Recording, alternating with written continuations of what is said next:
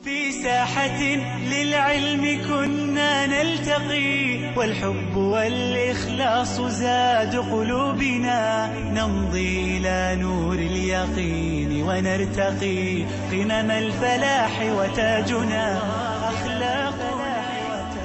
Assalamu alaikum wa rahmatullahi ta'ala wa barakatuh. Bienvenidos a Consultas Islámicas. Hoy, jueves 13 de agosto, estamos de nuevo con ustedes para, inshallah, ofrecerles respuestas y aclaraciones, explicaciones relacionadas con las dudas y las preguntas que ustedes nos transmiten y nos plantean en este programa, que es el espacio de Córdoba Internacional dedicado a la jurisprudencia islámica y a explicar nuestra querida religión del Islam. Para ello, tengo el placer de tener de nuevo conmigo al hermano Tawfiq Shadid al-Harraq. Assalamu alaikum wa rahmatullah, ¿qué tal estás? Bien, Barakallahu Fik. Tawfiq Shadid al-Harraq, inshallah, nos va a ofrecer sus explicaciones en relación a las preguntas que ustedes nos han planteado y nos plantearán, inshallah. Tienen diferentes vías para hacernos llegar sus cuestiones, sus preguntas. Primeramente tienen el número de teléfono, que es el 911 7302 51, 911 7302 51, y también tienen el email, que es consultas@cordobainternacional.com, consultas@cordobainternacional.com, como lo ven en pantalla también, y la página de Consultas Islámicas en Facebook. Ahí nos pueden enviar mensajes por privado. Inshallah, estaremos dispuestos y encantados de plantearlos aquí en programa y responderlos, inshallah. Dicho lo cual, dichas estas diferentes vías a través de las cuales nos pueden llamar, tenemos un cúmulo de preguntas que nos llegan por las redes sociales, hermano Tawfiq, pero me gustaría empezar con un tema introductorio, un tema muy recurrente que siempre se plantea por las redes sociales, por diferentes conversaciones. Existe una pequeña confusión entre ciertos sectores de la población musulmana, y digo ciertos porque son bastante reducidos, relacionada con la democracia, ¿no?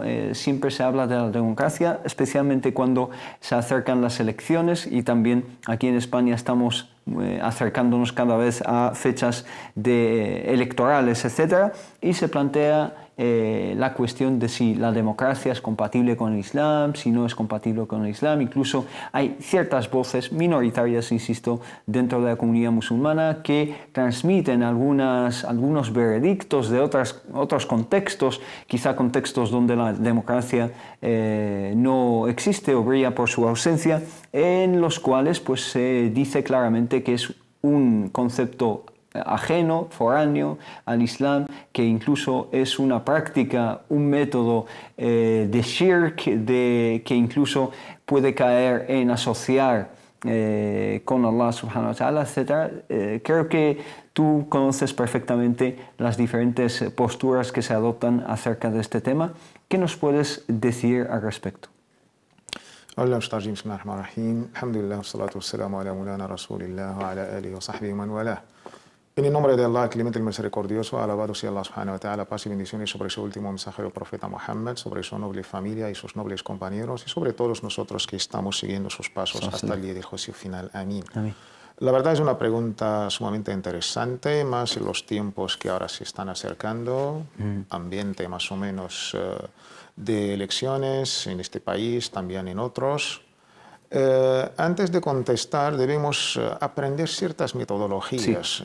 Es importante el Islam desde el Corán, siguiendo con la auténtica Sunna, pasando por la vida de los compañeros, nobles compañeros y nuestros ilustres ulemas y sabios, nos han enseñado ciertas metodologías a la hora de tratar cualquier tema. Sí. El tema que vamos a debatir, inshallah, pues forma parte de una disciplina, que es la siyasa sharia, la gestión política según los valores islámicos. Y esto es fiqh siyasa, exactamente. Tratar este tema desde el ámbito de la aqida o desde el ámbito de, no sé, la historia, yo creo que el error básicamente es que no aprender la metodología correcta. El debate que ocurre, o incluso por las redes sociales, tratar un tema político desde una óptica de la aqida, de las creencias, de una manera dogmática casi. Estamos utilizando el prisma incorrecto, ¿no? Estamos Totalmente. enfocándolo de forma incorrecta, ¿no? Y de ahí, si ya desde la entrada como inicio nos hemos cometido un gravísimo error metodológico, ya podemos imaginar las consecuencias. Sí. Estos temas políticos, el Islam los ha consagrado todo un departamento, lo que es fiqh siyasat al-shar'iyya, esta gestión política acorde, respetando los valores islámicos. Cuando hablamos o tratamos un tema de la aqida, de la fe, de las creencias, estamos hablando de quizás dos polos, el imán o el kufr, las creencias y luego las cosas que contradicen estas creencias. Cuando hablamos del fiqh y la jurisprudencia, hablamos de halal, haram y los 5 juicios conocidos, lo permitido, lo prohibido, lo reprobable, estas 5 categorías conocidos. Sí. Pero cuando llegamos a siyasa, a la política, nuestros sabios pues, han elaborado totalmente una metodología distinta. Desconocer esta metodología, pues vamos a cometer errores gravísimos y lo peor cuando trata de juzgar o decretar juicios contra ciertas comunidades o contra ciertos grupos o hasta personas. Sí. Esto yo creo que es importante. La base de toda la política islámica o la gestión política según nuestra Sharia, como lo ha elaborado Sheikh al-Islam ibn Taymiyyah, junto con otros sabios ilustres, desde ya nuestro gran imam Umar ibn al-Khattab, el segundo califa, todo esto por la enfatización que hizo nuestro imam Malik, uno de los fundadores de las 4 escuelas. Y esto, sí, alhamdulillah, lo podemos encontrar en todos los libros de las 4 escuelas conocidas en estos departamentos de la política, Sí. según los preceptos islámicos. Sheikh Islam ibn Taymiyyah lo ha resumido en 2 principios básicos, que toda política, según el Islam, su interés, su objetivo, ¿cuál es? Es 2 cosas. Traer beneficios, jalbu masalih, Lograrlos. exactamente, y pues alejarnos de dar mafasid, de cualquier prejuicio, maldad, daño. Y esto es importante a la hora de entenderlo. Su discípulo más conocido es el Imam Ibn al-Qayyim. Sí. En uno de sus libros, ahora no me acuerdo si es Turuq al-Hukmiyya o I'lam al-Waqi'in, al tratar este tema tan importante, dijo que esto es un tema donde mazallatu aqlam wa afham incluso. No entenderlo podemos no solamente equivocarnos, sino pues hacer bastante prejuicio y daño. Como bien has mencionado al principio, para juzgar un tema determinado hay que comprenderlo antes de nada. Es decir, Totalmente. el hukm ala shay'i far'un an tasawwur, ¿no? Sí, sí, la concepción. Juzgar una cosa determinada emana o, digamos... Es fruto de sí, toda es esta fruto concepción mental que hacemos de este asunto. Si no tenemos esta concepción bien definida en nuestra mente, ya lo que vendrá después será solamente consecuencias desde el error inicial. Por eso nuestros sabios han puesto esta máxima. Esta máxima en su origen es lógica, es del mantiq, de la lógica, pero nuestros sabios lo han adaptado como usuliyya, como fundamental en la sharia, la legislación. Al-hukmu ala shay'i far'un min tasawwur. El juicio que damos o decretamos sobre cualquier asunto es fruto de esta concepción. De ahí la concepción que hacemos debe tener pues llaves y metodología. Pues no tener dominado la metodología, pues yo creo que vamos a cometer graves errores. Digo la concepción porque muchas personas que hablan acerca de estos temas, tanto algunos eruditos como algunas personas, digamos, profanas, por así decirlo, que no controlan bien el tema, pues no saben las sutilezas de la democracia, etc. No sabrían, por ejemplo, diferenciar entre el Congreso y el Senado, no saben esas diferencias, ¿no? Y aún así emiten estos juicios, ¿no? Pues esto es el error gravísimo que han cometido el Khawarij, esta primera secta que ha hecho bastante daño en la historia del Islam y los musulmanes, incluso podemos hablar de Khawarij modernos. El error gravísimo era era casi semejante, igual. Tratar un tema político, una lucha, un problema de oposición, de gobierno legítimo entre los 2 nobles compañeros, Ali, que Allah esté complacido con él, y Muawiyah, que Allah esté complacido con él, era un tema político sobre la legitimidad. Los Khawarij lo han tratado desde el nivel del imán o el kufr, desde un tema dogmático. Binario, es decir, o estás conmigo. O blanco o negro. Esto es, y de ahí, pues ya sabemos los Khawarij y su estatuto en el Islam, y las guerras y la sangre que hubo. El error es gravísimo, por eso hay que tener mucho cuidado en estos temas. Incluso durante la misma vida del profeta Muhammad sallallahu alaihi wasallam y la praxis que hicieron nuestros nobles, bien guiados, khulafa, los 4 califas, en el tema de esta política, la sujeción política es totalmente diferente cada uno del otro. El profeta Muhammad sallallahu alaihi wasallam, viviendo en un contexto de Arabia, alrededor de grandes potenciales, una que era bizantina, pues del libro, cristianos, y otra que era Persia. Sí, 2 potencias mundiales, ¿no? Si no eran musulmanes, ¿cómo trató el profeta sallallahu alaihi wasallam con ellos? Incluso en aquel famoso año, el año de las delegaciones, donde el profeta pues, envió delegaciones y recibió delegaciones de los mandatarios de la época, uno de los nobles compañeros propuso una idea de este tema que estamos tratando. Mensajero de Allah, si vas a enviar cartas oficiales, sabemos que el profeta sallallahu alaihi wasallam tenía su papel de mensajero, pero también su papel de mandatario, de dirigente, de presidente, jefe de Estado. Dijo, mensajero de Allah, ¿por qué no utilizas un sello, un khatam, a la hora de sellar las cartas oficiales? Esto en la cultura política de Arabia no existía, los desconocían. Entonces el profeta sallallahu alaihi wasallam se preguntó, ¿voy a imitar a los kufar, a los no musulmanes, de utilizar, o es un tema de política, de administración? Sí. El profeta no lo pensó 2 veces. Y además en la época de los khulafa, posteriormente, por ejemplo, en Tewawin, lo que son los departamentos. Ahí va, exactamente. Sí. Pero el tema del khatam, de aquel sello profético que el profeta ordenó a los herreros de la época, pues le fabricaron un khatam, que no era de oro, sabemos que el oro es totalmente prohibido para los hombres de la umma de Muhammad sallallahu alaihi wasallam. Este khatam es un clásico ya en nuestra cultura, Muhammad Rasulullah, Muhammad mensajero de Allah.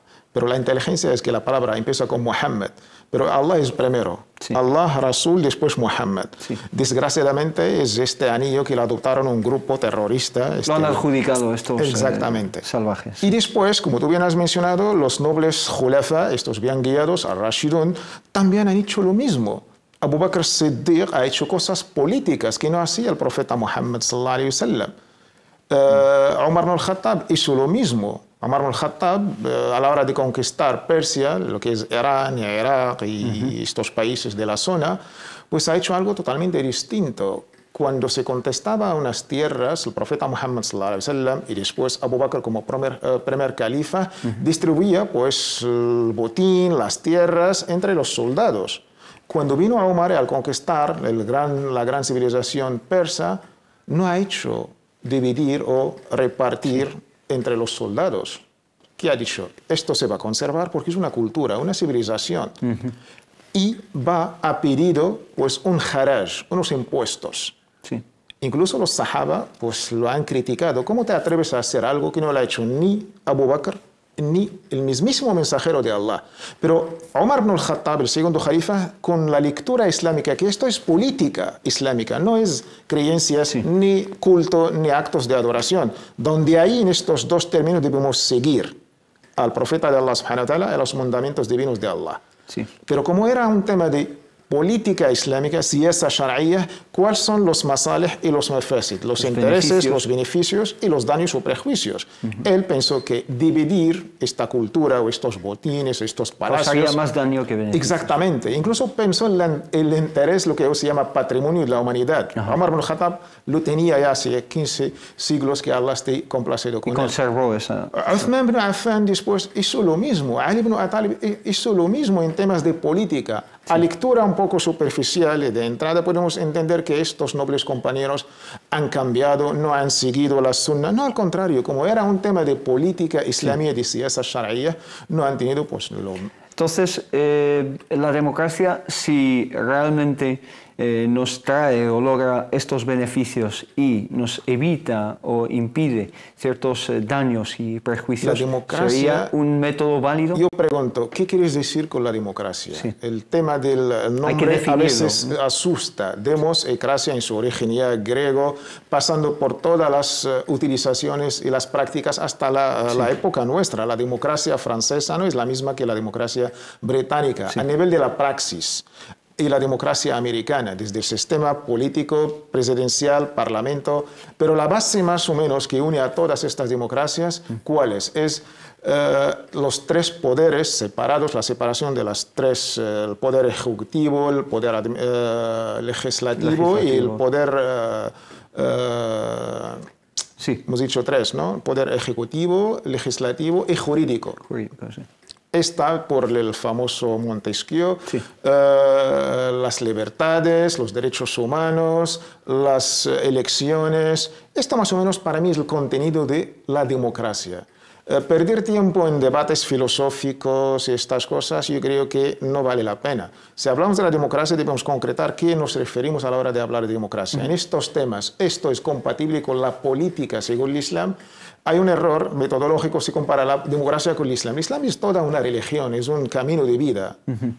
Tiene la parte política, tiene la parte espiritual, la parte económica. Cuando hacemos las comparaciones entre dos sistemas, la democracia y el sistema político en el Islam, si hablamos de estos términos, ¿qué ha hecho el profeta Muhammad sallallahu alaihi wasallam? O cuando se planteó el problema político por excelencia después de la muerte de nuestro mensaje Muhammad sallam, el Khilafa. ¿Quién va a suceder a gobernar a todos los musulmanes? Hubo una consulta entre los, digamos, los habitantes o los compañeros. Tú lo has llamado consulta, yo lo voy a llamar elecciones generales. ¿Dónde está el problema? Esto es puramente democracia en términos actuales. Ha sido pues candidato pues varios, desde Sa'd ibn Ubada hasta un candidato de los Muhajirin, un candidato de los Ansar, y al final llegó por cierto consenso, casi toda la mayoría votaron, eligieron, uso términos de la democracia. O incluso en términos islámicos se hizo una shura, una gran consulta, unas elecciones generales, y al final hubo una bay'a. Sí. Es un término islámico que da quizás algo más a esta democracia, Dar que lealtad. es lealtad, juramento a este señor que ha sido elegido por la mayoría absoluta de todos los musulmanes. Sí. Estos términos, teniendo en cuenta una cosa muy importante en nuestra política islámica, que es Ahlul Hall wal Aqd.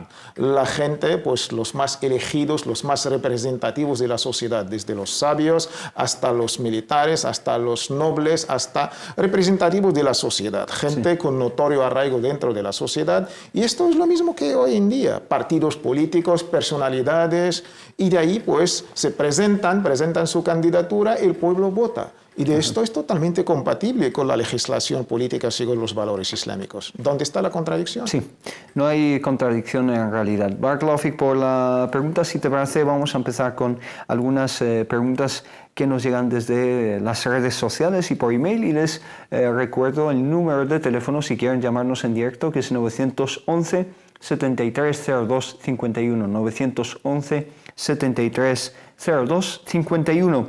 La hermana Farida nos pregunta lo siguiente, dice: Salam alaikum, estimados hermanos, me pongo en contacto con ustedes para ver si me podrían resolver una duda. De antemano os doy las gracias por esta gran labor que lleváis a cabo, ayudarnos a resolver tantas dudas que nos surgen día a día. Yo tengo un niño con síndrome de Down que es lo más bonito que me ha pasado en la vida, por el cual percibimos, este matrimonio percibe una pensión no contributiva. Esta pensión se la tenemos guardada al niño en una cuenta corriente para cuando sea mayor y la necesite. Nosotros no tocamos nada de esa cuenta y ese dinero. Hasta ahora siempre hemos sacado el azaque por esos ahorros, pero hay quienes me dicen que no haría falta sacar el zakat, el azaque, porque ese dinero pertenece a una persona con una discapacidad. ¿Qué debería hacer?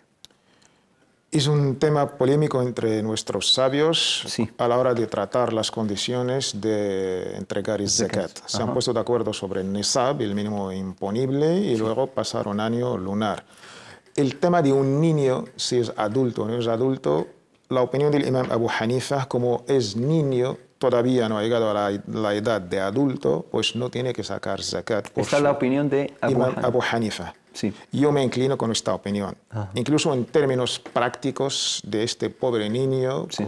si lo vamos a sacar zakat año tras año, llegará a la edad de la pubertad, ¿qué le va a quedar? Sí. Es una opinión importante. Sin embargo, existe la otra opinión. Que es la mayoritaria. La mayoritaria, no te que sí decantas por se debe sacar zakat incluso por los niños, pero yo personalmente me inclino por la opinión de Imam Abu Hanifa y más en el contexto actual nuestro de esta crisis y de la situación económica que nos encontramos. Esto por su, digamos, su condición de niño, pero también no se puede tener en cuenta su condición de discapacidad, porque una de las condiciones para ciertas ibadats es el aql, el intelecto, ¿no? Sí, el problema es que el niño va hasta abajo de una tutoría. El Islam se dirige al tutor en todos los conceptos relacionados por el niño, no trata al niño en sí mismo, pero en su mayoría el discurso islámico se dirige al tutor, padre o quien está en su, digamos, en su misma categoría.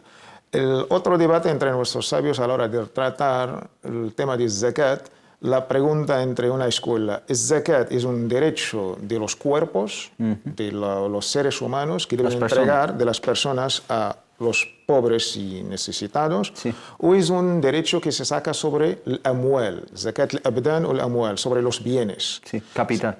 Sobre el capital, los bienes en general.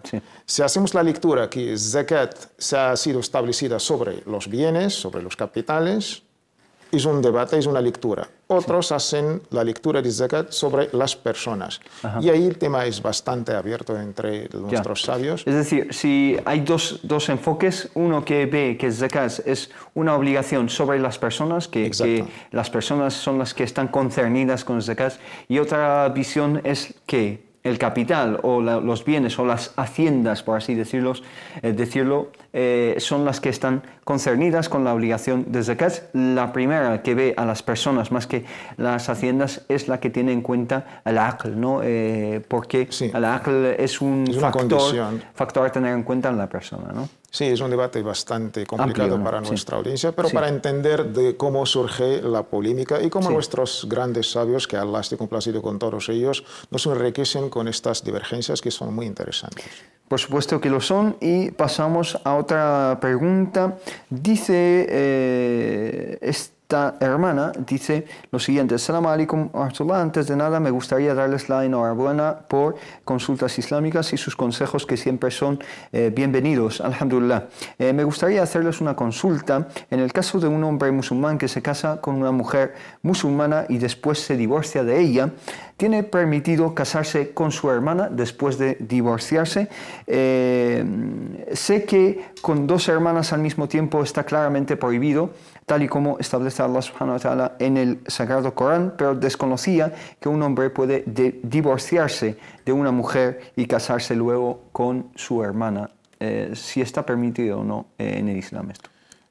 Lo que está totalmente prohibido en el Islam por el Corán, y de ahí recomiendo la Aliyah 23 de Surat Nisa, de las mujeres, del capítulo 4. Ahí Allah subhanahu wa ta'ala explica de una manera clarísima los matrimonios prohibidos. Empieza la Aliyah con hurrimat, pues ha sido prohibido, tal, llegando a an tajma'u bayna al-ukhtayni illa ma qad salaf. Juntar entre dos hermanas en el mismo tiempo y espacio es totalmente haram.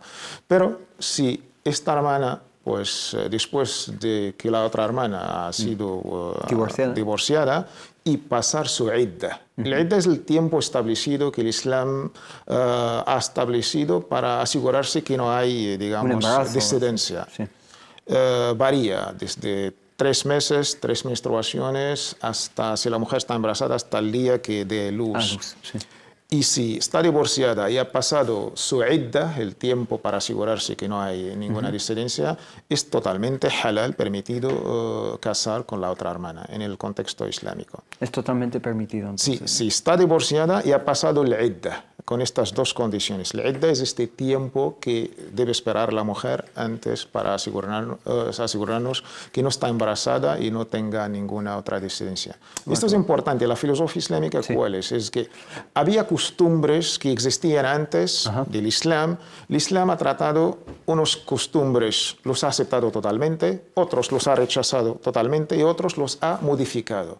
Esto es importante. Esta costumbre ya existía, pero el Islam lo ha rechazado. E incluso también para el La parentesco. costumbre De juntar las dos hermanas. dos hermanas, sí. Y ahí la sunna también está prohibido juntar la amma y el khala, la tía materna y la tía paterna. Sí. Tampoco se puede juntar. Barakallahu fik. Otra pregunta de Mariam nos dice: Assalamu alaikum wa rahmatullah, quería preguntarles un tema sobre la usura.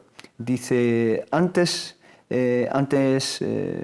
vivo en Bélgica, en una pequeña población que solo se vive del turismo y del transporte, y no hay alquiler, lo hay, pero es alquiler exclusivo de lujo para los veraneantes a un precio inaccesible. Es digamos, un resort turístico. Dice: los servicios alquiler exclusivo de lujo para los veraneantes a un precio inaccesible. No nos podemos mudar, no se puede permitir ese alquiler. Los servicios sociales me tienen el ojo encima, ya que tengo 5 hijos y el 6º en camino con el permiso de Allah, y vivo en un apartamento de 2 dormitorios. La pregunta es: ¿en caso sería permisible comprar una casa con crédito del banco para salvar mi situación? Con los servicios sociales se refiere a que la familia está creciendo y sigue viviendo en una casa pequeña, y por lo tanto la miran con un poco de recelo o con lupa, ¿no? Pues ahí le deben presentar una solución, una alternativa. Como servicios sociales, los derechos de la vivienda es un derecho universal, está casi en todas las constituciones. Yo solamente diría a la hermana 3 cosas. Una, primero, el riba o la usura es totalmente haram, es totalmente prohibido en nuestra Islam. La aliyah coránica en Surat al-Baqarah, el capítulo 2, los varios hadices. Incluso la usura está prohibida en todas las religiones, no solamente en el Islam, en la Biblia mismo, en el propio Corán y en la Sunnah. 2, desconozco la situación de Bélgica. Yo vivo aquí, más o menos conozco lo que es atañe a Madrid o España. La situación de Bélgica la desconozco, de ahí no puedo pronunciarme sobre Bélgica. Sí. Tercero, aconsejo a la hermana de dirigirse a los centros islámicos de prestigio. Locales, Bruselas está la gran mezquita Al-Khalil y su gran imam Tushkani, con todo digamos, el departamento de ciencias islámicas que tienen. En la misma Bruselas tienen la gran mosquea de Bruselas, la gran mezquita de Bruselas, donde está el centro cultural islámico. Y ahí el Alhamdulillah tiene sus departamentos, incluso han sido pioneros en toda Europa. Dirigirse a estos 2, o incluso hay otros. Sí. Y sabios con renombre, el Alhamdulillah, que hay en Bruselas, la capital, sería lo mejor y lo adecuado, teniendo en cuenta su situación complicada. Y ahí le darán una respuesta satisfactoria, inshallah. Inshallah, ellos conocen mejor el contexto y quizá le puedan dar una respuesta más adecuada a su contexto y a su situación. Inshallah, nos vamos a una pequeña pausa y volvemos después de muy pocos minutos.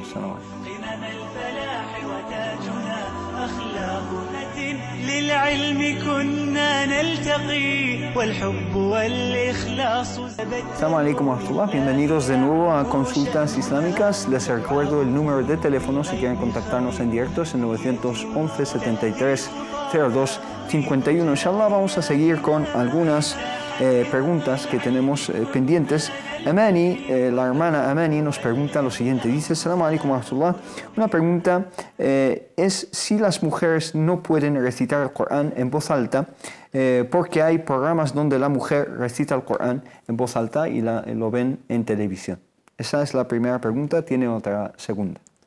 Sí, pero ¿quién ha dicho, dónde está dicho en el Corán, en la auténtica sunna de nuestro mensajero Muhammad sallallahu alaihi wasallam, que la mujer no puede recitar el Corán? Sí.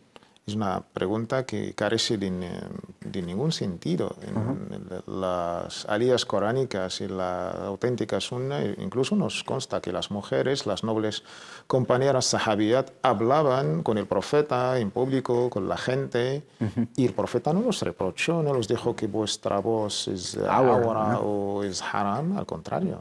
No hay ningún problema. Y la gente venía a preguntar a las madres de todos los creyentes, a las mujeres del profeta Muhammad sallallahu alaihi wasallam, Ummahat al-Mu'minin, que Allah esté complacido con todas ellas. Y se escuchaban a Aisha, a Umm Salama, a Umm Habiba, a todas de ellas.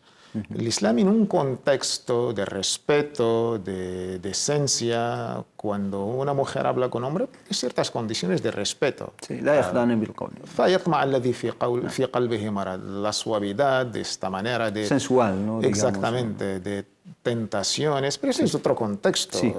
Siempre pensamos... Estamos hablando del Corán aquí. Estamos hablando de la palabra de Allah, subhanahu wa ta'ala. Yo creo que este tema está fuera de lugar, al contrario. Recitando la palabra de Allah, subhanahu wa ta'ala, se debe el respeto, la concentración total y la veneración a la palabra de Allah, subhanahu wa ta'ala. Subhana. La segunda pregunta de la misma hermana dice, leí que antes de dormir, para protegerse de todo mal, es recomendable recitar el Mu'awwidhatayn más al-Ikhlas, los tres últimos 112, capítulos 113 y del Corán, 112, 113 y 114. Y soplar en la mano 3 veces y pasarte por todo el cuerpo, pero por otra parte me dijeron que primero recite al-Fatiha, luego al-Ikhlas, luego al-Mu'awwidhatayn y luego Ayat al-Kursi y por último decir 3 veces Bismillah alladhi la yadurru ma ismihi shay'un fil ardi wala fis sama'. وهو السميع العليم, dice, y soplar esas 3 veces y hacer esa operación. Yo hago lo último, esta última recomendación, que es más completa, solo una vez y la hago después de cada Salat al-Fajr y de Salat al-Isha. Mi pregunta es, ¿lo hago bien? ¿Cuál de las dos formas es la correcta? Primero, en todos nuestros actos de ibadah, de culto, debemos asegurarnos, tener la certeza que esto está acorde con el Corán y la auténtica, subrayo, la auténtica sunna del mensajero Muhammad, la paz sea con él. Esto es importante. Allah subhanahu para aceptar nuestras obras nos pide 2 condiciones. Una, que seamos sinceros, al-Ikhlas, y la segunda, más importante, al-Ittiba', seguir de una manera correcta a los preceptos islámicos. Esto por un lado. Segundo, cuando en temas de nuestra región islámica, el Islam es científico por excelencia. Esto me dijeron, me han dicho y visto, en Islam no vale. El Islam es algo serio, en temas de culto, en temas de democracia que hemos visto y escuchado, me han dicho, no, esto es importante. Temas de nuestra región, hay que tener cierta metodología rigurosa, científicamente hablando, a la hora de hablar de las fuentes. Esto está en el libro de Allah, está en la auténtica sunna del mensaje de Muhammad sallallahu alaihi wasallam, lo ha dicho un sabio de renombre, de prestigio y consenso, y la página de su libro para contrastar. Si no, cada uno va a decir lo que quiera y lo que le da la gana. De esta cosa, ¿cómo debemos dormir según la sunna del profeta Muhammad sallallahu alaihi wasallam? Esta es la pregunta. La respuesta es dirigirme a los libros de los modales, Kitab al-Adab. Empezando por el libro más clásico, que en todas las casas existe una copia de este libro, Riyadus Salihin, el jardín de los justos. Cuando habla de los capítulos del adab, de los modales, de las etiquetas, Kitab Adab al-Nawm, el capítulo pues relacionado con los modales de cómo dormir. Ahí la hermana tendrá, alhamdulillah, todo lo que ella necesitaba.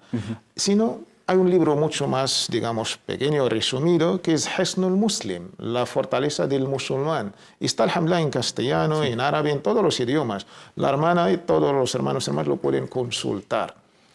Tercero, lo que nos consta en la sunna del profeta Muhammad sallallahu alaihi wasallam, ciertos modales no llegan a nivel de farid obligatorio, pero son recomendables. Mejor a la hora de acostarnos, pues seguir estos modales como hacía el profeta Muhammad sallallahu alaihi wasallam. Con este seguimiento Allah nos va a recompensar, sabiendo que dormir es un acto humano, acto que entra en el adat y las costumbres de como seres humanos que somos. Una necesidad. Una necesidad, pero teniendo esta sunna y esta intención, Allah nos va a dar ajr y hasanat, nos va a recompensar. Por esto es importante dormir recitando estos plegarias. En cuanto a la pregunta específica de la hermana, de estas 2 formas, ¿cuál ves más Son adecuada? casi todas correctas, pero lo más textual que nos consta es lo primero. En el hadith del profeta Muhammad sallallahu alaihi wasallam, a la hora de acostarse, ponía su mano así y recitaba, no, primero yanfuth, sin saliva. Sí, soplar. Soplar sin saliva 3 veces se repetía esta operación recitando las 3 horas, 112, 113, 114. También nos consta en otro hadith, recitaba Ayat al-Kursi, la aliyah más noble de todo el Corán, que es la aliyah de Allahu la ilaha illa huwa al-hayy al-qayyum, la aliyah del trono. Sí. También está recomendable. Y todos los ad'iyah, dua y las plegarias que puede recitar la hermana. Y pasarse la mano. Y pasarse la mano está aceptable y válido, inshallah. Barakallahu fik. Pasarse la mano por las partes del cuerpo que pueda alcanzar. Su mano, inshallah. Sí. La hermana, bueno, quiere permanecer en el anonimato. Dice lo siguiente. Dice, en una ciudad del norte de África hay muchos hijos, dice textualmente, de la semilla dormida. ¿Esto qué es? Un marido lleva años fuera de casa, que se va al extranjero, etc. Y de repente la mujer queda embarazada. La gente dice, antes de irse le dejó, digamos, inseminada o embarazada, y después de X años o X tiempo, pues Allah ha hecho que esa semilla o ese bebé pues, se formase. ¿Esto es real, es verdadero o no? Esto entra en las leyendas incluso. Sí. Yo creo que las familias, si el enlace matrimonial es solemne en el Islam, es bastante sagrado, y de ahí las relaciones en el Islam se deben tener cierto, digamos, este pacto que Allah ha consagrado. Es muy digno de todos nosotros, pues, dedicarle todos los respetos posibles. Nuestros sabios en estos temas, el propio faqih o ulema musulmán, cuando se trata de temas científicos, debe dirigirse al científico. Cuando trata temas medicinales, debe dirigirse al médico. Cuando se trata de un tema del idioma, debe dirigirse a alguien que es lingüista. Y de esto es importante, porque el faqih quizás domina las ciencias religiosas, teológicas. Pero para emitir una fatwa sobre un tema, digamos, de embriología, debe dirigirse a un embriólogo. Esto es importante. De ahí ya, en el Imam Ibn Hazm el cordobés, de aquí, de Córdoba, en el siglo IV del la Hijra, equivalente al noveno, al 10º siglo, pues ya habló de este tema y de una manera brillante. Las aliyas que hablan del embarazo, hablan de lactancia, él pues recuperó todas las aliyas y llegó a una operación incluso matemática. La famosa aliyah que habla de 30 meses. Hay que mantener la lactancia, el embarazo, en un total de 30 meses. Y otros de 24 meses. Y siendo la diferencia entre 30 y 24, nos quedamos con 6. Él dijo, como mínimo de un embarazo, digamos, son 6 meses, y el máximo lo que marcó el Corán, que son 9. Incluso otros sabios, por una cosa u otra, un poquito más. Esto, alhamdulillah, concuerda totalmente con la propia ciencia. Sí. Lo que puede durar de una manera máxima el embarazo, de una manera mínima.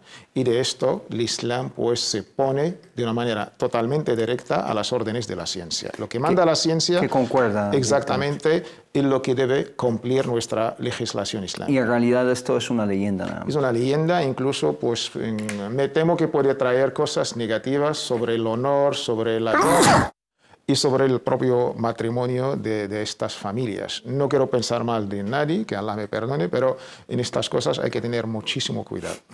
Hay que tener mucho cuidado y además, si toleramos este tipo de leyendas, etcétera, pues muchas veces se tolera la infidelidad, ¿no? Que cualquier persona que es infiel a su cónyuge, pues puede decir que es un caso de estos, ¿no? Barakallahu fik.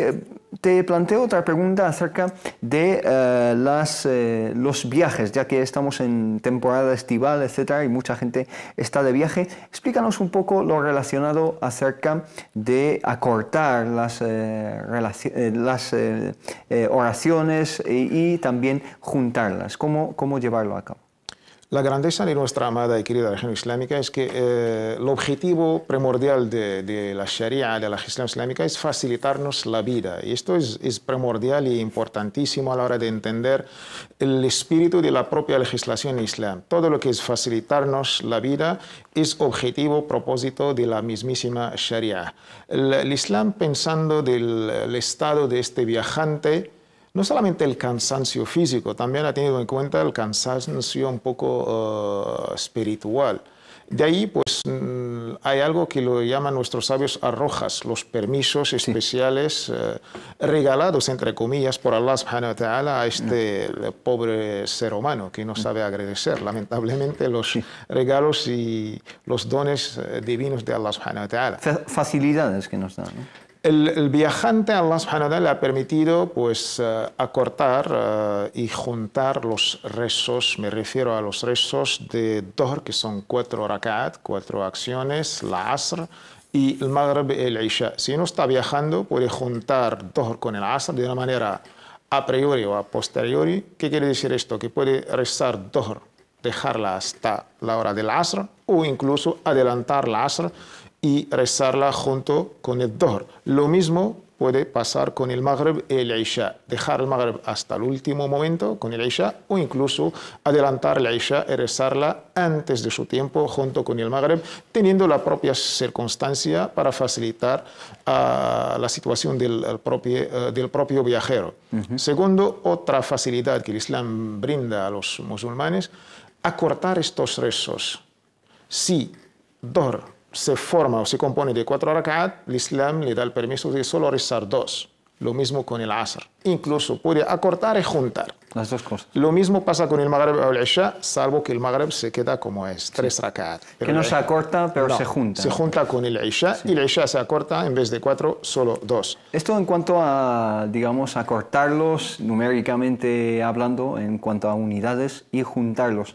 Otra cosa que se plantea es la distancia. ¿Cuál es la distancia a partir de la cual podemos empezar a hacer esta operación? Ahí está el debate de nuestros sabios que nos han puesto de acuerdo sobre 2 temas principales, la distancia y la duración. Y la duración de esta misma instancia, distancia a instancia.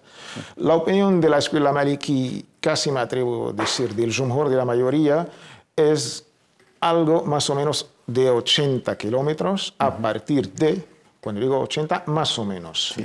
80 con la intención de viajar, que no sea con la intención de trabajar, etcétera, ¿o sí? Esto es otro debate. Cuando hablamos de un viaje, desde cuando tú sales con un viaje, en tu cabeza está el viaje. El debate entre nuestros sabios de trabajar, el tema lo dejamos ahora. Al principio, voy a viajar. Voy a viajar en un viaje halal, por supuesto, en un viaje permitido, porque los sabios ponen como condición una distancia más o menos de 80 kilómetros, 70 y pico hasta 80 y pico. A partir de ahí, el Islam me concede este permiso de acortar y juntar. El segundo debate divergente entre nuestros sabios, ¿cuánto tiempo voy a estar? 3 días, 4 días, más o menos. A partir menos de 3 o 4 días, el Islam me concede este permiso, acortar y juntar, según la escuela maliki, incluso con otras escuelas.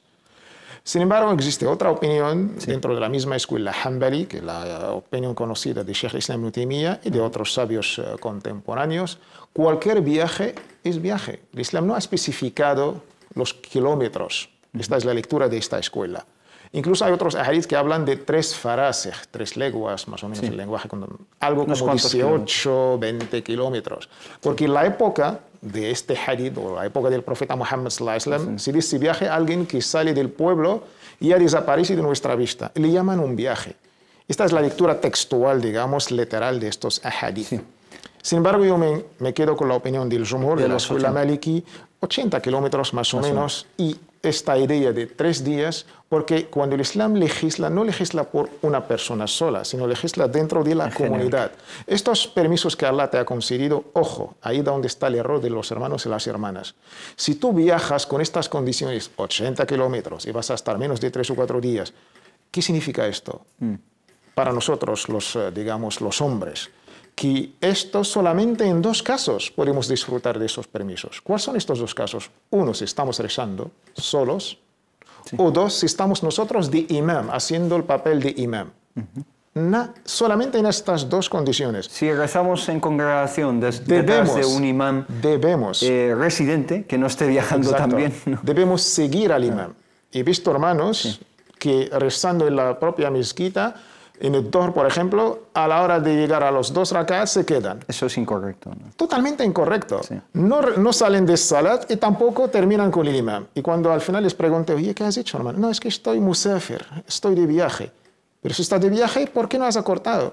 Debes seguir al propio imam. Estas condiciones son muy importantes y vale la pena remarcarlos. Sí, esa es otra cuestión que se plantea. Si también la imama, si es mejor que un imam que está viajando nuestra escuela maliki, lidere la oración o no, etc. En nuestra escuela maliki no está prohibido un imam viajante dirigir rezo a la gente residente. Sí. Sin embargo, es una opinión ijtihad que entra en los esfuerzos intelectuales de la interpretar. Hay una divergencia. Una divergencia. La opinión del Jumhur para mí es la más coherente y la más correcta. Barakallahu Fik, una última pregunta, ya que nos quedamos un poco sin tiempo, acerca de cubrir los pies. Una hermana nos plantea esta pregunta por las redes sociales, si es obligatorio para la mujer cubrir sus pies, porque ella nos dice que lleva sandalias normalmente. Entonces, esa es una pregunta que ya hemos planteado al menos un par de veces el año pasado. Esa es la pregunta del verano. Se plantea todos los veranos, así que no estaría mal contestarla de nuevo. Sí, más atañe bastante a nuestras hermanas, teniendo en cuenta el verano. No hay consenso entre nuestros sabios. Nuestros sabios lo han tratado exactamente, para ser un poco fieles al debate de nuestros sabios, en el tema dentro de salat, dentro de la oración. ¿Se debe tapar o destapar los pies? Sí. De ahí la opinión mayoritaria está permitido rezar sin los pies tapados, sin calcetines. ¿Es la mayoritaria? Es la mayoritaria, dentro de salat. No. Incluso es la opinión de Abu Hanifa. Fuera de salat, que es la pregunta o el contexto que nos está preguntando la hermana, ahí hay un gran, debate bastante divergente. Casi las 3 escuelas prohíben destapar. La opinión ¿Cuáles son? La opinión de la escuela Maliki, Shafi'i y Hanbali, hay que tapar los pies. Sí.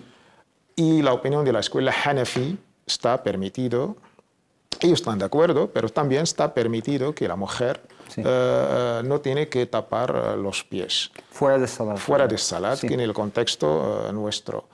Y junto con el imam Abu Hanifa tenemos el gran imam, uno de los tabi'in, de los últimos tabi'in, el imam Thawri, Sufyan Thawri. Sí. Junto con él tenemos la mano derecha del propio imam Shafi'i, el imam al-Muzani, que era sobrino suyo. El imam Muzani, el imam Sufyan Thawri, el imam Abu Hanifa.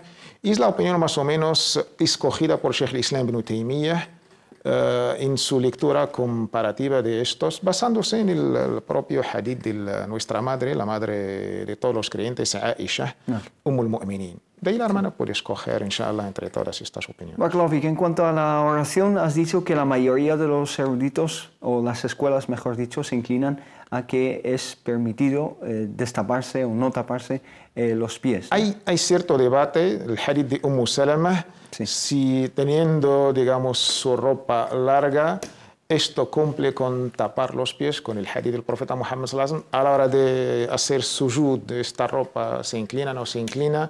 Hay un gran debate, pero se han puesto de acuerdo, incluso si esta mujer reza sin los pies tapados, ¿esta salat será válida o no será válida? Todos se han puesto de acuerdo que es válida. No hay ningún problema. Barakallahu Fik por las explicaciones, hermano Tawfiq. Jazakallah khair. Y a ustedes, muchísimas gracias por habernos seguido en Consultas Islámicas. Inshallah, nos vemos la semana que viene con un nuevo programa, el lunes, inshallah, por la tarde, así que no se lo pierdan. Assalamu alaikum wa rahmatullahi ta'ala wa barakatuh.